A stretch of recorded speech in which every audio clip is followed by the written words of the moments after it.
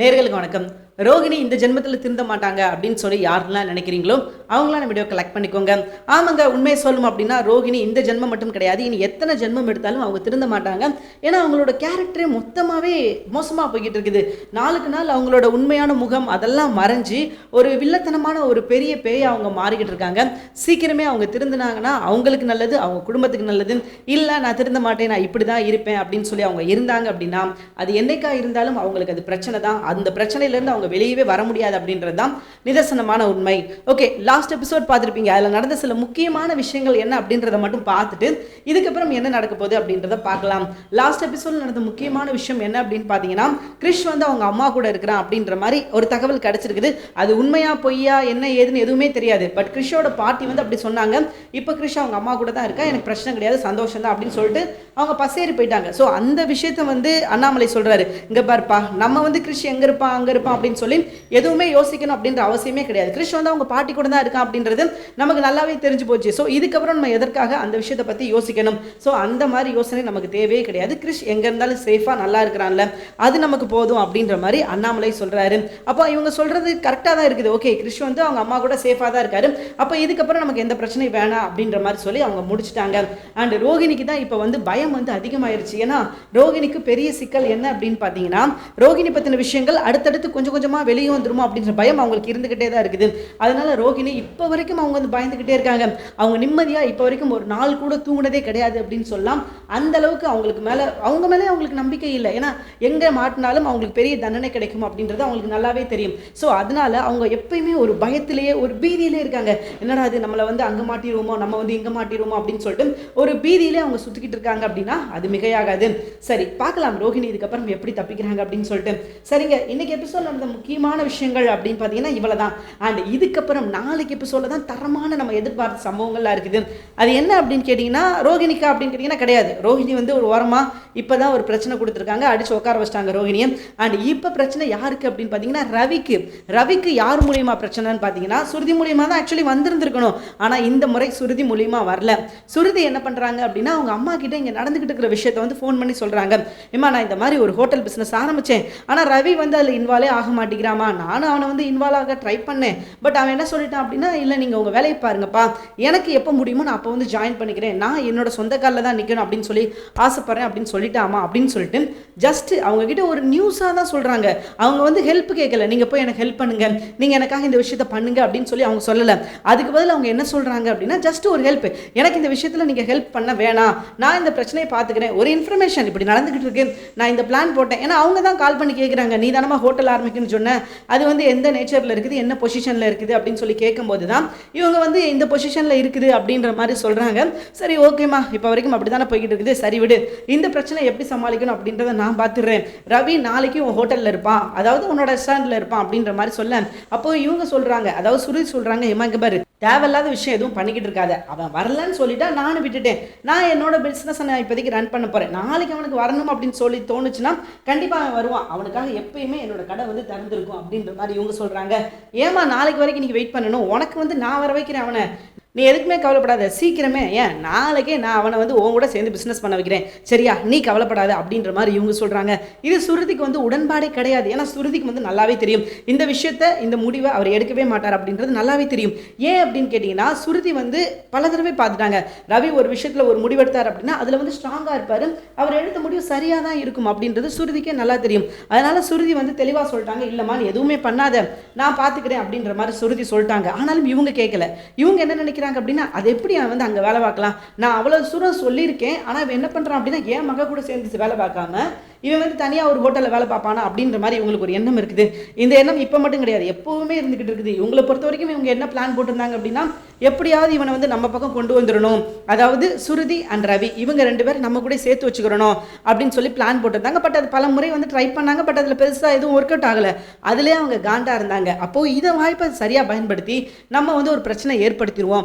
அவங்களுக்கு பொறுத்த வரைக்கும் பார்த்தீங்கன்னா, சுருதி தனியாக வந்தாலும் ஓகே, ரவி சேர்ந்து வந்தாலும் ஓகே தான். அவங்களை பொறுத்த வரைக்கும் சுருதி ரவி இவங்க ரெண்டு பேரும் பிரித்தாலும் அவங்களுக்கு சந்தோஷம் தான். ஏன்னா ரவியும் அவங்களுக்கு சுத்தமாக பிடிக்காது, ஆனால் இருந்தாலும் அவங்களோட பொண்ணுக்கு பிடிச்சிருக்குது அப்படின்ற ஒரே ஒரு காரணத்துக்காக மட்டும்தான் இவங்க வந்து அக்செப்ட் பண்ணி இந்த மேரேஜை வந்து கொண்டு போய்கிட்டு இருக்காங்களே தவிர்த்து மற்றபடி இவங்களால ஒரு விஷயம் கூட பிரோஜனம் கிடையாது, ஒரு விஷயம் கூட ரவியால் இவங்களுக்கு பிரோஜனம் கிடையாது அப்படின்றது இவங்களுக்கு நல்லா தெளிவாகவே தெரியும். ஸோ அதனால தான் வந்தால் ரவியோட வரட்டும் அப்படின்னு சொல்லிக்கிட்டு இருக்காங்களே தவிர்த்து மற்றபடி உங்களுக்கு நல்ல எண்ணம் அப்படின்னு பார்த்தீங்கன்னா ஒன்றுமே கிடையாதுங்க. அதுதான் நிதர்சனமான உண்மை.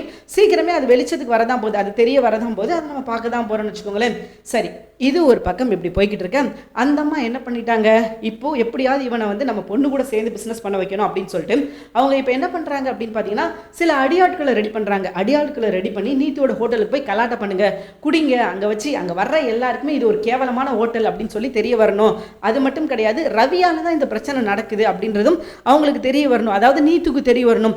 அப்படி தெரிய வந்தாதான் நீத்து வந்து ரவி நீ வேலைக்கு வேணாம் அப்படின்னு சொல்லிட்டு நீத்து வந்து ரவியை வேலையை விட்டு துரத்துவாங்க. அப்போ வேலையை விட்டு துரத்துனா ரவிக்கு வேலை இருக்காது. அப்போ வேலை இல்லைன்னா ஆட்டோமேட்டிக்காக சுருதிக்கு தானே வந்தாகணும்.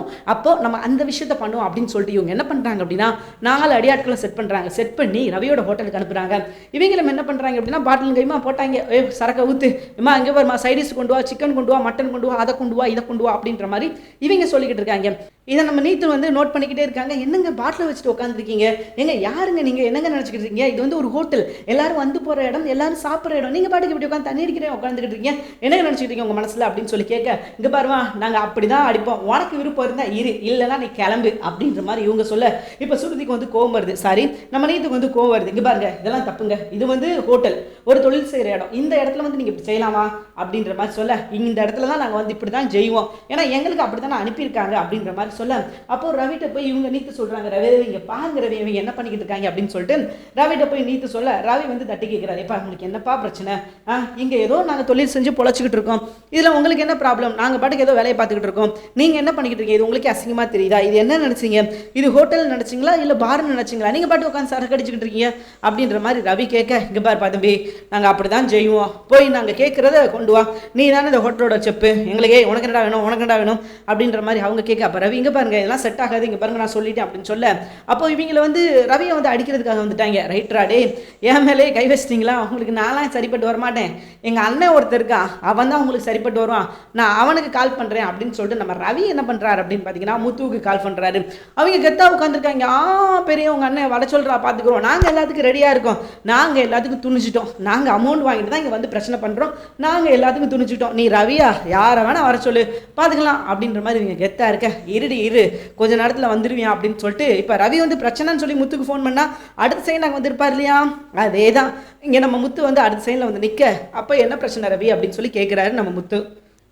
அப்போ முத்துக்கிட்ட நடந்த பிரச்சனை ஒன்று விடாமல் இவர் சொல்கிறாரு, இங்கே பாருப்பா இப்படி இப்படி நடந்தது, ஸோ இதுதான் பிரச்சனை, இப்படி தான் போய்கிட்டு இருக்கு, நீ என்ன செய்ய போகிற அப்படின்ற மாதிரி கேட்க, அப்போ முத்து குடிக்காரங்க ஓகே நம்ம என்னமாச்சு அப்படின்னு சொல்லிட்டு நாசுக்காக பேசுகிறாரு. இங்கே பாருங்கள் நீங்களும் நானும் உங்களை மாதிரி தான் ஒரு குடிகாரன் தான், பகலில் கூட நான் குடிச்சிருக்கேன், நான் இல்லைன்னு சொல்லலை, அது ஒரு காலம் சரியா, இப்போ உங்களை மாதிரி தொழில் செய்கிற இடத்துல அதோட இன்னொருத்தருக்கு தொந்தரவாக இருக்கிற மாதிரி நான் இந்த விஷயத்த நான் பண்ணதே கிடையாது, நான் குடிச்சிருக்கேன் தான், நான் குடிகாரன் தான், நான் இல்லைன்னு சொல்லலை, ஆனால் உங்களை மாதிரி அடுத்தவங்க தொழிலை கெடுக்கிற விதமாக நான் எந்த விஷயத்தையும் பண்ணது கிடையாது, நீங்களும் அப்படி பண்ணாதீங்க அப்படின்ற மாதிரி சொல்ல, உடனே அவங்க அதுக்கிட்ட தம்பே நான் மிரட்டுறியா, எங்களே மிரட்டுறியா, மிரட்டி பார்க்குறியா, இங்கே பாரு நாங்கள் இப்படி பண்ணணும் தான் வந்தோம், இப்படி தான் பண்ணுவோம், இப்படி தான் பண்ண போகிறோம், நீ என்ன பண்ண போகிற அப்படின்னு சொல்லி கேட்குறாங்க.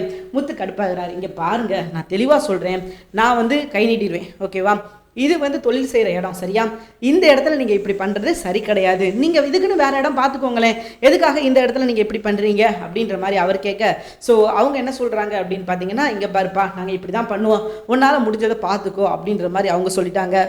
இப்போ முத்து அவரோட வேலையை காமிக்க ஆரம்பிச்சிட்டாரு. ரைட்ராடே எந்திரிடா நீ அப்படின்ற மாதிரி எடுத்துகிட்டு போலாருன்னு வர்றாரு. முத்துவுக்கு வந்து வாயிட்ட பேசி பார்ப்பாரு, அவரால் வாயில் பேச முடியலன்னு வச்சுக்கோங்களேன், அடுத்து கை நீட்டுவார் அப்படின்றது நமக்கு நல்லாவே தெரியும். ஸோ அதே தான் இவ பேசி பார்க்குறாரு, செட் ஆகலன்னு பாலாருன்னு ஒரு அப்பப்போ எந்திரிச்சு மரியாதை கிளம்பு அப்படின்ற மாதிரி சொல்ல, என்னடா மேலேயே கை வச்சிட்டியா அப்படின்னு வர, அப்படியே கையை பிடிச்சி திருக்கி முறுக்கி 2 குத்து, கிளம்புறியா என்ன வேணும் அப்படின்ற மாதிரி கேட்க, என்னடா அவன் இந்த அடி அடிக்கிறான் அப்படின்னு சொல்லிட்டு வாடா கிளம்பும் அப்படின்னு சொல்லிட்டு இவங்கெல்லாம் கிளம்ப ஆரம்பிச்சிட்டாங்க. எப்பா சாமி அண்ணா ஆளை விட்டுருந்தா வரேண்ணா, தெரியாமல் தப்பு பண்ணிட்டேனா மன்னிச்சிருண்ணா அப்படின்ற மாதிரி இவங்க சொல்ல, என்னது தெரியாமல் பண்ணிட்டாடே, நீ தெரியாமல் பண்ண காரியமானது, நீ எவ்வளோ கேவலமான விஷயம் பண்ணியிருக்கன்னு உனக்கு தெரியுமா அப்படின்ற மாதிரி சொல்ல, அதுக்கப்புறம் கேட்குறாரு, இந்த விஷயத்தை உங்களை பண்ண சொன்னது யாரு, கண்டிப்பாக இது நீங்களா பண்ணலை, ஏன்னா எனக்கு நல்லா தெரியும், நானும் வந்து உங்களை மாதிரி தான் சரியா, அடுத்து உங்களுக்கு தொழிலுக்கு தொந்தரவா நான் எந்த விஷயம் பண்ண மாட்டேன், ஆனால் நீங்கள் அப்படி பண்ணியிருக்கீங்க, அப்போது நீங்களாம் அந்த விஷயத்தை பண்ணலை, உங்களை யாரோ பண்ண சொல்லியிருக்காங்க, யார் அதை பண்ண சொன்னா அப்படின்ற மாதிரி கேட்க, இவங்களுக்கு வந்து வேறு ஆப்ஷனே கிடையாது, ஏன்னா அடுத்து அடிப்பார்ல, சொல்லலைன்னா அடிப்பேன் அப்படின்னு சொல்லிட்டியான், இவன் ஏற்கனவே இந்த அடி அடிக்கிறான், இவங்ககிட்ட சொல்லி அடி வாங்குறதுக்கு பதில் சொல்லாமல் அடி வாங்குறதுக்கு பதில் சொல்லிடுவோமே அப்படின்ற மாதிரி சொல்லிட்டு எங்களுக்கு எதுவுமே தெரியாதுங்க. ஒரு அம்மா வந்தாங்க, கேரளாக்கார அம்மா, காசு தரேன் நீ போய் பிரச்சனை பண்ணு அப்படின்னு சொன்னாங்க அப்படின்ற மாதிரி சொல்ல, கேரளாக்கார அம்மாவா? எல்லாரும் யோசிக்கிறாங்க, என்னடா திடீர்னு கேரளாலேருந்து நமக்கு எதிரியா? நம்ம உள்ளூரில் லோக்கலில் வச்சுருக்கோம், தமிழ்நாட்டில் வச்சுருக்கோம், கேரளாலேருந்து யாரா எதிரி வரப்போறா அப்படின்னு சொல்லிட்டு இவங்க தலையை பிச்சுக்கிட்டு இருக்காங்க. கேரளாவிலேருந்து எதிரியா? வாய்ப்பே கிடையாது, நமக்கு எப்படி கேரளாவிலலாம் எதிரி வந்தாங்க அப்படின்ற மாதிரி யோசிக்கும் போது தான் அவர் வந்து சொல்லிட்டாரு, ஏங்க அது வேற யாரும் கிடையாதுங்க, இந்த நிற்கிறாரே ரவி, இவரோட மாமியார் தாங்க அப்படின்ற மாதிரி சொல்ல, என்னது ரவியோட மாமியாரா? இது என்னடா புதுக்கதையா இருக்குது அப்படின்னு சொல்லிட்டு முத்து பெரிய ஷாக்கு. டே என்னடா உன் மாமியார் இப்படிலாம் பண்ணிக்கிட்டு இருக்குது, என்ன வேண்டாம் உன் மாமியார் இருக்கு அப்படின்ற மாதிரி சொல்ல, அது ஒன்றும் இல்லைப்பா, சுருதி ஹோட்டல் ஆரம்பிக்கிறாள், அதுக்கு வந்து என்ன வந்து செஃபா போடணும் அவள் சொன்னா, ஆனால் இப்போ இருக்கிற சுச்சுவேஷனில் நான் முடியாது அப்படின்னு சொல்லிட்டேன், அதுக்கு தான் இந்த குறுக்கு வழி அவங்க யோசிக்கிறாங்க போல அப்படின்ற மாதிரி ரவி சொல்ல, அப்போ தான் எல்லாருக்கும் ஒரு விஷயம் புரிய வந்திருக்கு, இது திட்டமிட்டு அவங்க வேணுக்குன்னே பண்ணியிருக்காங்க அப்படின்றது எல்லாருக்குமே தெளிவாக தெரிஞ்சிருச்சு. இவங்க வந்து கேவலமான ஒரு விஷயத்த பண்ணியிருக்காங்க அப்படின்றத எல்லாரும் புரிஞ்சுக்கிட்டாங்க. ஸோ இதுக்கப்புறம் நம்ம முத்து என்ன பண்ண போறாரு, ஏதாவது பண்ணுவாரா அப்படின்னு கேட்டிங்கன்னா கண்டிப்பாக ஏதாவது பண்ணி தான் ஆகணும். இல்லை அப்படின்னா அவங்க வந்து சும்மாவே இருக்க மாட்டாங்க, அடுத்து ஏதாவது தொந்தரவு கொடுக்குற மாதிரி ஏதாவது ஒரு விஷயம் பண்ணிக்கிட்டு இருப்பாங்க. இப்போ வரைக்கும் அதே மாதிரி தான் ரவியோட லைஃப்பை பொறுத்த வரைக்கும் அவங்க எப்பயுமே உள்ளே புகுந்து ஏதாவது ஆட்டையை கலைச்சிடலாமான்னு தான் யோசிச்சுக்கிட்டு இருக்காங்க. ஸோ அதே மாதிரி தாங்க இந்த விஷயத்துலையும் ரவி கொஞ்சம் விட்டார் அப்படின்னா கண்டிப்பாக குடும்பத்துக்குள்ளே புகுந்து ஆட்டையை கலைச்சிடுவாங்க. ஸோ ரவி நிச்சயமாக இந்த விஷயத்த கண்டிப்பாக சும்மா எடுத்துக்கவே கூடாது. ஏன்னா இப்போ விஷயம் தெரிஞ்சிருச்சு. ரவி என்ன பண்ணுவார், ரவி சும்மா இருப்பாரான்னு கேட்டிங்கன்னா நேராக சுருதிட்ட போவார். ஏன்னா சுருதி சொல்லாமல் அவங்களுக்கு விஷயம் தெரிஞ்சிருக்காது. அப்போ சுருதி தான் சொல்லியிருப்பா அப்படின்னு சொல்லிட்டு நேராக சுருதிக்கிட்ட ஃபோன் பண்ணி கேட்குறாரு, எதாக இருந்தாலும் நீ வீட்டில் வந்து பேசுப்பா, வா வீட்டில் வந்து பேசி பார்த்துக்குறோம் அப்படின்ற மாதிரி சுருதி சொல்லிட்டாங்க. இப்போ ரவி நேராக வீட்டுக்கு போகிறாரு. வீட்டில் சுருதி இருக்காங்க. என்ன ரவி என்னாச்சு அப்படின்னு சொல்லி கேட்கும்போது, எதுக்கு இந்த தேவையில்லாமத வேலை உங்களுக்கு அப்படின்ற மாதிரி இவங்களையும் சேர்த்து பேசுகிறாங்க. இவங்க வந்து இந்த விஷயத்தில் இன்வால்வ் ஆகலை, இவங்களுக்கும் இந்த விஷயத்துக்கும் சம்மந்தமே கிடையாது. ஆனால் ரவி என்ன சொல்கிறார் அப்படின்னா, நீ சொல்லி தான் உங்கள் அம்மா பண்ணியிருப்பாங்க, ஏன்னா நீ அவ்வளோ கான்ஃபிடென்ட்டாக பேசிட்டு போனல, எப்படி ரவி எனக்கு வேலைக்கு வர வைக்கும் தெரியணும் அப்படின்னு சொல்லிட்டு நீ சொல்லிட்டு போனல, நீ உங்கள் அம்மா கிட்ட சொன்னியா அப்படின்ற மாதிரி ரவி சுருதியை பார்த்து கேட்க, சுருதி டே என்னடா சொல்கிற, நார்மலாக எப்பயும் போல் நான் இங்கே நடக்கிற பிரச்சனையை தான் நான் சொன்னேன், மற்றபடி நான் எதையுமே எங்கள் அம்மா கிட்ட சொல்லலையே அப்படின்ற மாதிரி சொல்ல, ரவி உடனே கோவப்பட்டு சண்டை போட ஆரம்பிச்சிட்டாரு. நீ எப்படி அப்படி சொல்ல போச்சு அப்படின்னு சொல்லிட்டு ரவி கேட்க, இங்கே சுருதிக்கும் ரவிக்கும் வந்து பெரிய வாரே போய்கிட்டு இருக்குது. அப்புறம் இந்த பிரச்சனை வந்து நடு ஹாலுக்கு வருது. அப்போ அண்ணாமலை கேட்குறாரு, என்னம்மா என்னாச்சு அப்படின்ற மாதிரி கேட்க, அப்போ நடந்த விஷயங்கள் எல்லாத்தையும் ரவியும் சொல்கிறாரு அண்ட் நம்ம சுருதியும் சொல்கிறாங்க. ரவி என்ன சொல்கிறாரு அப்படின்னா, இந்த மாதிரி வந்துச்சுப்பா, இந்த மாதிரி வந்து ஹோட்டலில் வந்து பெரிய பிரச்சனை பண்ணிட்டு போயிட்டாங்க 4 பேர் சேர்ந்து அப்படின்ற மாதிரி சொல்ல, என்ன சுருதி இதெல்லாம் அப்படின்னு சொல்லிட்டு அண்ணாமலை வந்து சுருதிட்ட கேட்குறாங்க. அப்போ சுருதி என்ன சொல்கிறாங்க அப்படின்னா, இல்லை மாமா எனக்கும் எதுவும் தெரியாது, எப்பயுமே இங்கே நடக்கிற பிரச்சனையை எங்கள் அம்மா கிட்ட சொல்லுவேன், நான் அதே மாதிரி தான் இந்த பிரச்சனையை சொன்னேன், மற்றபடி அவங்க வந்து இங்கே இவ்வளோ பெரிய பிரச்சனை பண்ணுவாங்க அப்படின்னு சொல்லி எனக்கு தெரியாது மாமா, அது என்னோட நோக்கமும் கிடையாது, இங்கே வந்து இவங்க இவ்வளோ பெரிய பிரச்சனை பண்ணணும் அப்படின்னு சொல்லிட்டு அது என்னோட எண்ணமும் கிடையாது மாமா அப்படின்ற மாதிரி அவங்களோட கருத்தை சொல்ல, இது அண்ணாமலைக்கு சரின்னு படுது. ஓகே இந்த பொண்ணு சொல்லு சரிதான், ஏன்னா அவங்க வந்து சண்டை போட்டாங்க, இல்லை அவங்களால ஒரு பிரச்சனை வருது அப்படின்றதுக்காக சுருதி மேலே எந்த தப்பும் கிடையாது அப்படின்றத அண்ணாமலை புரிஞ்சுக்கிறார். ஓகே சுருதி சொல்கிறது சரிதான், சுருதி பக்கம் ஒரு நியாயம் இருக்குது, இதில் முழுக்க தப்பு பண்ணது யார் அப்படின்னா அவங்க அம்மா தான் அப்படின்றத அண்ணாமலை புரிஞ்சுக்கிறாரு. ஓகே அவங்க அம்மா பண்ண தப்புக்காக சுருதியை வந்து நம்ம தண்டனை கொடுக்க முடியாது அப்படின்ற மாதிரி அவர் சொல்லிட்டாரு. ஸோ அதனால பார்த்தீங்கன்னா இவங்களுக்குள்ள இப்போ பிரச்சனை முடிஞ்சிருச்சு. அப்போ ரவிட்ட போய் சுருதி பேசுகிறாங்க, இங்கே பார் ரவி எனக்கு இந்த பிரச்சனைக்கு எந்த சம்மந்தமும் கிடையாது, இங்கே பார் எனக்கு வந்து என்ன தெரியும் அப்படின்னா எங்கள் அம்மா கிட்ட நார்மலாக நான் எல்லா பிரச்சனையும் சொல்லுவேன், அதே மாதிரி தான் நான் இந்த பிரச்சனையும் சொன்னேன், பட் அதை வந்து இவ்வளோ தூரத்துக்கு அவங்க சீரியஸாக எடுத்து இப்படி ஒரு கேவலமான பிரச்சனை பண்ணுவாங்க அப்படின்னு சொல்லி எனக்கு தெரியாது, என்னை மன்னிச்சிரு அப்படின்ற மாதிரி சொல்ல, ரவி என்ன சொல்கிறார் அப்படின்னா, இங்கே பார் உங்கள் அம்மா இன்னைக்கு நேற்று கிடையாது, எப்பயுமே இதே விஷயத்தை தான் பண்ணுறாங்க அப்படின்றது உனக்கு நல்லாவே தெரியும், இந்த முறை மட்டும் கிடையாது, இதுக்கு முன்னாடி உங்கள் அம்மா அதே விஷயத்தை தான் பண்ணிக்கிட்டு இருக்காங்க, இங்கே வந்து ஏதாவது ஒரு பிரச்சனைனா உடனே வந்து அதை ஊற்றி எப்படி பெருசாக்கலாம் அப்படின்ற மாதிரி முத்து அதே விஷயத்தை தான் சொல்கிறாரு. இங்கே பாரு சுருதி உங்கள் அம்மா எப்பயுமே இந்த விஷயத்தை பண்ணுறாங்க, அவங்க இன்னைக்கு நேற்று கிடையாதுமா, எப்பயுமே அவங்க இந்த விஷயத்தில் இன்வால்வ் ஆகுறாங்க, நம்ம வீட்டில் ஒரு சின்ன பிரச்சனை வந்தால் போதும் அதை எப்படி ஊதி பெருசாக்குறது, அதை எப்படி பெரிய பிரச்சனை ஆக்குறது அப்படின்றது அவங்களுக்கு நல்லாவே தெரிஞ்சிருக்கு, அவங்க நல்லாவே பண்ணுறாங்க. ஸோ அதனால அவங்க சொல்கிற விஷயத்தில் நீ இன்வால்வ் ஆகாத அப்படின்ற மாதிரி இவரும் தெளிவாக சொல்கிறாரு. இது சுருதிக்கும் புரியுது, ஏன்னா நாளைக்கு உங்கள் 2 பேத்துக்குள்ளே தான் தேவையில்லாத பிரச்சனை வரும், தேவையில்லாத இஷ்யூ வரும், அதனால சொன்னால் புரிஞ்சுக்கும், இந்த பிரச்சனை வேண்டாம் அப்படின்ற மாதிரி இவரும் சொல்ல, சுருதிக்கும் அது புரியுது. ஓகே முத்து சொல்கிறது சரிதான் அப்படின்றத அவங்களும் புரிஞ்சுக்கிறாங்க. அப்போ முத்துக்கிட்ட அவங்களும் மன்னிப்பு கேட்குறாங்க, என்னை மன்னிச்சிடுங்க முத்து, நான் வேணுக்குமே இந்த ஒரு விஷயத்தை நான் பண்ணலை, இப்படி தான் தெரியாமல் நடந்துருச்சு அப்படின்ற மாதிரி சொல்ல, அவருக்கும் புரியுது. சரி சுருதி நீங்கள் சொல்கிறது எனக்கு புரியுது, உங்கள் அம்மா தான் இந்த வேலையை பார்த்துக்கிட்டு இருக்காங்க, அவங்க இன்றைக்கி நேற்று கிடையாது எப்பயுமே இந்த வேலையை பார்த்துக்கிட்டு இருக்காங்க அப்படின்றது முத்துக்கு நல்லாவே தெரியும். ஸோ முத்துவும் வந்து சுருதி பக்கம் தான் நிற்கிறாரு. இங்கே பார்ப்பா ரவி இதில் வந்து சுருதி பக்கம் எந்த தப்புமே கிடையாது, இதுக்கு முழுக்க காரணம் அவங்க அம்மா பண்ணதான், நான் ஆரம்பத்துலேருந்தே சொல்லிக்கிட்டு இருக்கேன், அவங்க இங்கே ஏதாவது ஒரு சின்ன பிரச்சனை நடந்தாலும் அதை ஊதி எப்படி பெருசாக்கலாம் அப்படின்ற மாதிரி தான் யோசிச்சுக்கிட்டு இருக்காங்க, அதனால உங்கள் 2 பேத்துக்குள்ளே சண்டை வரக்கூடாது அப்படின்ற மாதிரி அண்ணாமலை, முத்து எல்லாரும் அதே விஷயத்தை தான் சொல்கிறாங்க. ரோகிணிக்கு இப்போ கொஞ்சம் ரிலாக்ஸாக இருக்காங்க. காரணம் என்ன அப்படின்னு பார்த்தீங்கன்னா, இந்த பிரச்சனை வந்தது அப்படின்றதுனால அவங்க பிரச்சனையை டீலில் விட்டாங்க அப்படின்றது ரோகிணிக்கு நல்லாவே தெரியுது.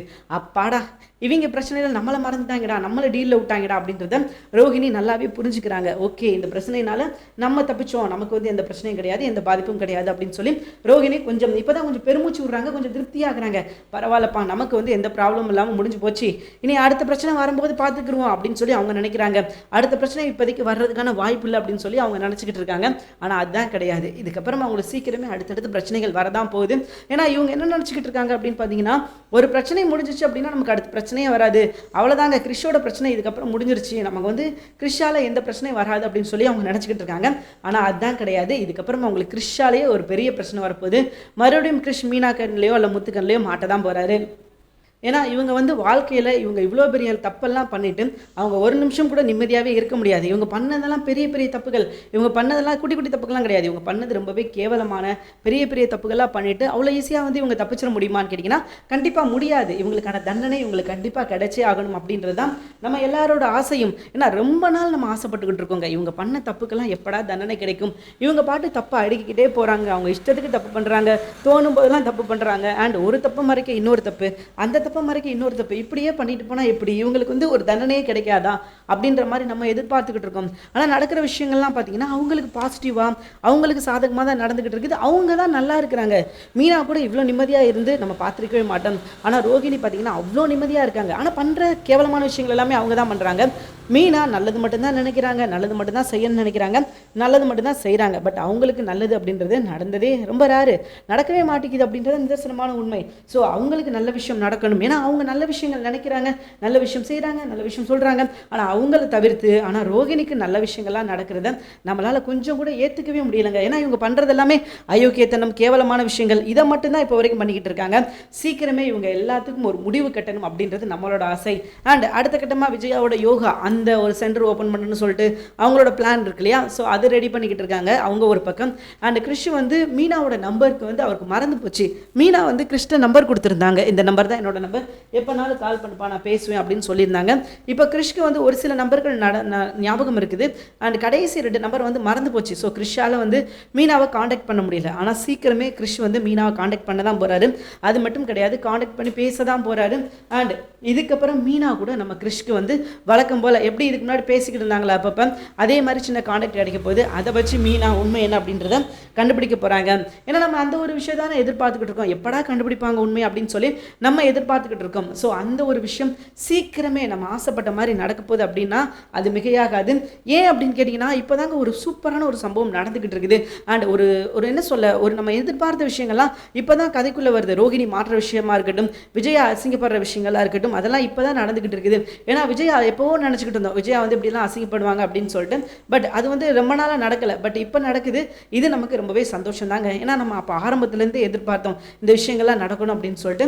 ஆனால் அது எப்போயுமே நடக்கலை. பட் இப்போ நடக்கிறது அப்படிங்கும்போது நமக்கு ரொம்பவே சந்தோஷமாக இருக்குது, பார்க்குறதுக்கு ரொம்ப ஆசையாக இருக்குது. ஏன்னா விஜயா வந்து பார்த்தீங்கன்னா அவ்வளோ கேவலமான ஒரு கேரக்டர் அப்படின்றது நமக்கு நல்லாவே தெரியும். ஏன்னா அப்போ இருந்து இப்போ வரைக்கும் அவங்களோட சுயநலம் அது மட்டும்தான் அவங்களுக்கு முக்கியம், மற்ற எதுவுமே முக்கியம் கிடையாது. அவங்க நல்லா இருக்கணும், அவங்களுக்கு மட்டும்தான் எல்லாம் நடக்கணும். இதே மாதிரி தான் ரோகிணி வந்து சும்மா சொல்லக்கூடாதுங்க. ரோகிணி விஜயாவோட வந்து ஒரு படி மேலே, அவங்க இதை விட கேவலமாக பண்ணுவாங்க. அவங்கள பொறுத்த வரைக்கும் பார்த்தீங்கன்னா அவங்க குடும்பமாவது கொஞ்சம் நல்லா இருக்குன்னு யோசிப்பாங்க. ஆனால் ரோகிணி அப்படி கிடையாது. ஒன்லி செல்ஃபிஸ், சுயநலம் மட்டும்தான் ரோகிணிக்கு. ரோகிணியை பொறுத்த வரைக்கும் அவங்க நல்லா இருக்கணும், அவங்க நல்லா இருக்கணும், அவங்க மட்டும்தான் நல்லா இருக்கணும். இதுதான் ரோகிணியோட எண்ணம், கனவு, லட்சியம் எல்லாமே அது மட்டும்தான். மற்ற கூட இருக்கிற வித்யா அவங்க நல்லா இருக்கும்னு நினைக்க மாட்டாங்க. மகேஸ்வரி புதுசாக உள்ள கொண்டு வந்திருக்காங்க. எவ்வளோ நாள்ரா வித்யாவே காமிச்சிக்கிட்டு இருக்கா, புதுசாக ஒரு ஃப்ரெண்டை இறக்கும் அப்படின்னு சொல்லிட்டு மகேஸ்வரி அப்படின்னு சொல்லி ஒரு ஃப்ரெண்டை கொண்டு வந்திருக்காங்க. அந்த ஃப்ரெண்டுக்கு இன்னும் இவங்களை பற்றி தெரியல. ஏன்னா இப்போ தானே கதைக்குள்ளே வந்திருக்காங்க. இன்னும் ரோகிணியை பற்றின விஷயங்கள் நிறையா இருக்குது. இனி ஒவ்வொன்றிலையா இவங்க தான் மாட்டி விட போகிறாங்க. இதுக்கு முன்னாடி எப்படி வித்யாவை மாட்டி விட்டுட்டு இருந்தாங்களோ அதே மாதிரி இதுக்கப்புறம் இவங்களை மாட்டி விட போகிறாங்க. இவங்க கடைசி வரைக்கும் நின்று வேடிக்கை பார்க்க வேண்டியதான். ஏன்னா வித்யா வந்து ஒதுங்கிட்டாங்க. இங்கே பாருப்பா, எனக்கும் முருக்ஸுக்கும் கல்யாணம் ஆக போகுது, நாங்கள் 2 பேரும் எங்கள் லைஃப்பை வந்து பார்க்க போகிறோம், நீ இதுக்கப்புறம் எங்கள் வாழ்க்கையில் வராத, நீ எங்கள் வாழ்க்கையில் வந்தாலே பிரச்சனை தான், எங்கள் வாழ்க்கை நிம்மதியாகவே இருக்காது, சரியா? நீ உன் ஜோலியை பார்த்துட்டு நீ கிளம்பு, எங்கள் வாழ்க்கையில் நீ தலையிடவே வேண்டாம், எங்கள் வாழ்க்கை எதுவும் நாங்கள் பார்த்துட்டு நாங்கள் பாட்டு கிளம்பிக்கிட்டு இருக்கோம்ப்பா, சரியாப்பா? நீ கிளம்பியிருப்பா அப்படின்ற மாதிரி இவங்க சொல்ல, ஸோ இதுதாங்க இதுக்கப்புறம் இருக்கிற பெரிய பிரச்சனை, பெரிய ஒரு என்ன சொல்ல இஷ்யூவாக போய்கிட்டு இருக்குது. பார்ப்போங்க இதுக்கப்புறம் என்ன நடக்குது, எப்படி இந்த பிரச்சனை வந்து மாறுது அப்படின்றத நம்ம பொறுத்திருந்து தான் பார்க்கணும். ஆனால் ஒரு விஷயம் ரொம்ப தெளிவாக தெரியுது, இதுக்கப்புறம் ரோஹிணி தன்னோட லைஃப்பில் நிம்மதி அப்படின்ற ஒரு விஷயத்த இழந்துட்டாங்க. இதுக்கப்புறம் அவங்களுக்கு நிம்மதி அப்படின்ற ஒரு விஷயத்துக்கான வாய்ப்பே கிடையாது அப்படின்றத சொல்லி தான் ஆகணும். இது நாள் வரைக்குமாவது கொஞ்சம் கொஞ்சம் வந்து அவங்களுக்கான நேரம் கிடைக்கும், எல்லாமே கிடைக்கும். ஆனால் இப்போ இதுக்கப்புறம் அது எதுவுமே கிடையாது. ரோஹிணி கஷ்டப்படணும், கடைசி வரைக்கும் கஷ்டப்பட்டு தான் ஆகணும். ரோஹிணி அப்படியான ஒரு சுச்சுவேஷனில் பயங்கரமாக மாட்டியிருக்காங்க. இதுலேருந்து அவங்க தப்பிக்க முடியுமா அப்படின்னு கேட்டிங்கன்னா 1% கூட வாய்ப்பே கிடையாது அப்படின்றது தான் நிதர்சனமான உண்மை. இனி அடுத்தடுத்து நடக்க போகிற பிரச்சனைகள் ரோஹிணியை தூக்கி போட்டு பந்தாட போகுது. ஏன்னா இவ்வளோ நாள் வரைக்கும் அவங்க வந்து எல்லா பிரச்சனையும் ஈஸியாக சமாளிச்சிடலாம், நமக்கு எந்த பிரச்சனையும் கிடையாது அப்படின்னு சொல்லி நினச்சிக்கிட்டு இருந்தாங்க. ஆனால் அதுதான் கிடையாது. இதுக்கப்புறம் தான் இவங்களுக்கு பிரச்சனை அப்படின்ற ஒரு விஷயமே ஆரம்பிக்க போகுது. இவ்வளோ நாள் வரைக்கும் இவங்க வந்து என்ன சொல்ல ஒரு தேர்ட் பர்சனாக இருந்துக்கிட்டு இருந்தாங்க. ஆனால் இப்போ அப்படி கிடையாது, இவங்க தான் கதையில் மெயினாக இருக்க போகிறாங்க. ஸோ இவங்களுக்கான ஆப்பு காத்து இருக்குது. இவ்வளோ நாள் வரைக்கும் அவங்க தப்பிச்சுக்கிட்டு இருந்தாங்க, அண்ட் இனிமேல் தப்பிக்கிறதுக்கான வாய்ப்பு 1% கூட கிடையாது. ஸோ பார்ப்போங்க இனி இவங்க எப்படியெல்லாம் அசிங்கப்பட போகிறாங்க. ஏன்னா இதுக்கப்புறம் வாழ்க்கையில் நிம்மதி அப்படின்ற ஒரு விஷயத்தை இழந்து கேவலப்பட்டு வெக்கப்பட்டு துயரப்பட்டு துக்கப்பட்டு அத்தனை பட்டம் திருந்தாத ஒரு ஜென்மமாக அவங்க சுற்றிக்கிட்டு இருக்க தான் போகிறாங்க. இது அவங்களுக்கு என்னைக்கா இருந்தாலும் பிரச்சனை தான். அவங்க ஒட்டுமொத்த வாழ்க்கையே போயிடுச்சு அப்படின்னா அது மிகையாகாது. அந்த வாழ்க்கையை இதுக்கப்புறம் மீட்டெடுக்க முடியுமா அப்படின்னு கேட்டிங்கன்னா கிடையாது. இதுக்கப்புறம் அவங்களோட லைஃபே கிடையாது அப்படின்றது நிதர்சனமான உண்மை. ஸோ பார்ப்போங்க இதுக்கப்புறம் என்ன நடக்குது, எப்படி இந்த பிரச்சனைகள்லாம் மாறுது, என்ன சொல்லி இந்த பிரச்சனை முடிக்க போகிறாங்க அப்படின்றத நம்ம பொறுத்திருந்து தான் பார்க்கணும். ஸோ எது எப்படியோங்க பார்ப்போங்க. இப்போ தான் எபிசோடு கொஞ்சம் சூடு பிடிக்க ஆரம்பிச்சிருக்குது. இதுக்கப்புறம் என்னென்ன விஷயங்கள்லாம் நடக்குது, எப்படிலாம் அந்த பிரச்சனை முடிவுக்கு வருது அப்படின்றத நம்ம பொறுத்திருந்து தான் பார்க்கணும். தேங்க்யூ ஃபார் வாட்சிங். நிச்சயமாக இந்த வீடியோ உங்களுக்கு பிடிச்சிருக்கும் அப்படின்னு சொல்லி நான் நம்புகிறேன். இந்த வீடியோ உங்களுக்கு பிடிச்சிருக்கும் பட்சத்தில் மறக்காமல் லைக் பண்ணிக்கோங்க. நம்ம சேனலை நீங்கள் இன்னும் சப்ஸ்கிரைப் பண்ணாமல் இருந்தீங்கன்னா உடனே சப்ஸ்கிரைப் பண்ணுங்கள். கூடவே பக்கத்தில் இருக்கிற பெல் ஐக்கானை மறக்காமல் கிளிக் பண்ணிக்கோங்க. அப்போ தாங்க நாங்கள் எப்போ வீடியோ போட்டாலும் நோட்டிஃபிகேஷன் உங்கள் வீட்டு கதவை தட்டும். நீங்கள் வீடியோ எப்போ வேணால் கிளிக் பண்ணி பார்க்கலாம். தேங்க்யூ ஃபார் வாட்சிங்.